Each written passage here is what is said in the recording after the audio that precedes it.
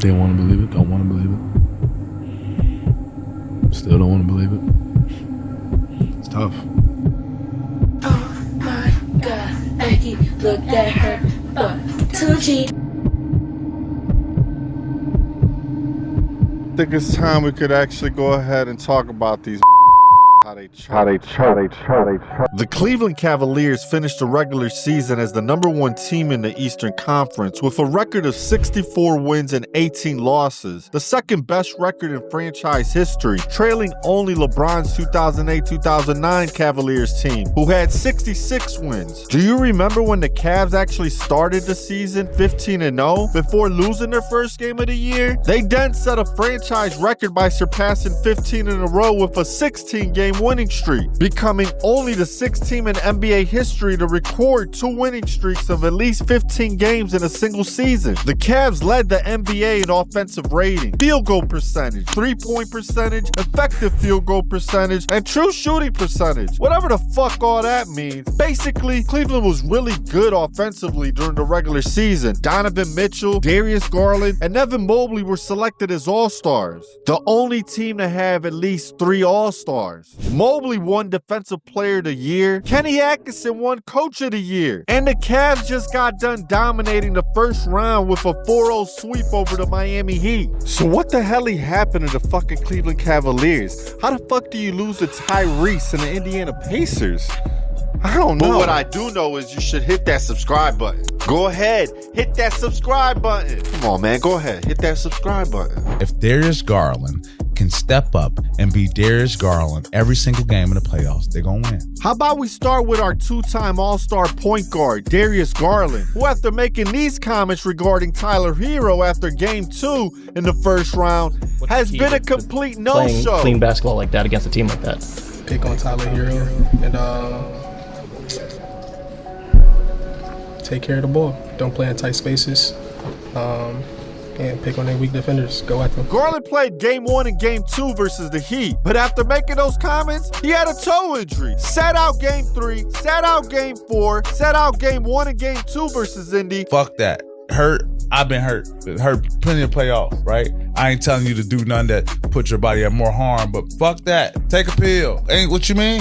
We in the trenches. Ain't no sitting out nothing. Came back in Game 3, 25 minutes, 10 points, 3 assists. Game 4, 27 minutes, 21 points, 6 assists. But who cares? 80-39 at halftime. The game been over. That was a fucking blowout. Game 5 elimination game. 33 minutes, 11 points, 3 assists.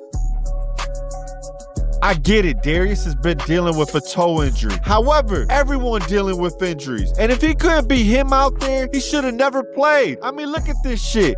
Garland goes down here, clearly hurting. Yet Coach of the Year, Kenny Atkinson, who we're gonna get to later in this video, Kenny made no substitution with 5 minutes left in an elimination game.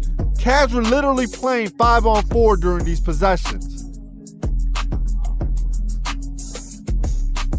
What about the Defensive Player of the Year? Some say he's actually a fraud and only won Defensive Player of the Year because Wemby got hurt, which I definitely 100% agree with. Wemby had Defensive Player of the Year in the bag. Now with Evan's contract extension and the Defensive Player of the Year award, Cavs are gonna have to pay Mobley $269 million. However, calling Evan a fraud, definitely out of pocket. I can't really shit on Evan. He had a pretty good series offensively. However, defensively, Miles Turner looked like the Defensive Player of the Year, tallying 5 steals and 12 blocks compared to Evan's 6 steals and 5 blocks in the series. Again, I can't really shit on Evan, who was also dealing with an ankle injury, which caused him to sit out Game 2. But now young star, who's on the verge of earning $269 million, I'm gonna need you to bulk up and get a little bit unsofter during the summer. Pause. Need to get a little bit more physical, bruh. This Cavs team, they was just fucking soft. Speaking of needing to get a little bit more physical, Jarrett Allen is not a playoff big man. He is not physically dominant. He is not aggressive. You know what bothered me the most about that series? Do you ever watch when there's a little scuffle where he is? At some point, as the main dude, the biggest dude on your team, you gotta fuck somebody up once in a while. Jarrett Allen is a good, nice guy, man. He's a nice Nice guy. We felt like we were prepared. We felt like the regular season went the way we wanted it to. With the first round, obviously, went the way we wanted it to. It's just when we came into the second round, it just, like you said, just wasn't what it was. $90 million for this soft piece of... Jarrett Allen, game 1, 30 minutes. 12 points on 6 of 7 shooting. Jarrett Allen, game 2, 38 minutes. 22 points on 7 of 9 shooting. 12 rebounds, 3 blocks. Game 3, 19 points, 6 of 11 shooting, 12 rebounds, 2 blocks. Game 4, 20 minutes, 2 points, 0 for 1 from the field. This was the blowout game. Your starting center only gets 1 look. He's not in foul trouble. Of course you're gonna fucking lose. Jarrett Allen is not a player who could go ahead and create for himself. Jarrett Allen has to basically go ahead and go get the garbage, put it back up. If not, set a screen, catch a lob. Guess what? When the Cavs did that all year, Cavs were unstoppable. But nah, come playoff time, y'all wanna play hero ball, but I don't blame Jarrett Allen. I blame Coach of the Year, Kenny Atkinson. Yeah, you're next, Kenny. First season with the Cavaliers, Coach of the Year. Probably because they finished 64-18, right? Of course. Understandable. I mean, no one had the Cleveland Cavaliers finishing first in the East. What Atkinson accomplished in his first year is truly remarkable. And I hate to have to do this. I hate to have to do this to you, Kenny. But you were clearly outcoached by Rick Carlisle the entire series. Actually, the entire year. You start off slow at home and fall behind by 12 in the third quarter of game 1. You come back and take the lead in the fourth to ultimately lose it at the end. Game 2, you had a 17-point lead with a minute left in the third quarter, and you choose to stay playing zone defense and lose a game which should have been a lot. Game 3, you come out in Indy and handle business like you should have. Game 4, what the fuck was that? 80-39 at halftime? What the fuck was that? Game 5, elimination game at home. You go up 19 in the second quarter. You're up 44-25 with 8:10 left in the second. And you stay in that high school 2-3 zone. Hey, shout out 2-3 zone. Make sure you hit that subscribe button, smash that like button, hit that notification bell too as well. But you stay in zone and you proceed to get torched, giving up 7 threes, and now it's 56-52 at half. Then in an elimination game, you come out of halftime with the same game plan. No type of adjustments. Lose the third quarter by 13. Cavs come back, but ultimately fall short again. And most of my blame would have to be for Coach of the Year, Kenny Atkinson. Hell of a year, deservingly won Coach of the Year. Swept the first round, but losing the second round, 1-4, and you had home court advantage. The Cavs at home this year against teams not the Pacers, 36-5. The Cavs at home this year versus the Pacers, 0-5. They were 2-7 overall this year, 1-3 in the regular season and 1-4 in the playoffs. Safe to say, Coach of the Year, Kenny Atkinson, was outcoached this season when it came to this particular matchup versus Rick Carlisle and the Indiana Pacers. Indiana Pacers heading back to the conference final. The Indiana Pacers. What about this motherfucker? Max Strus, how dare you text me some shit like that and then proceed to go 0 for 9 from the field and 0 points in an elimination game?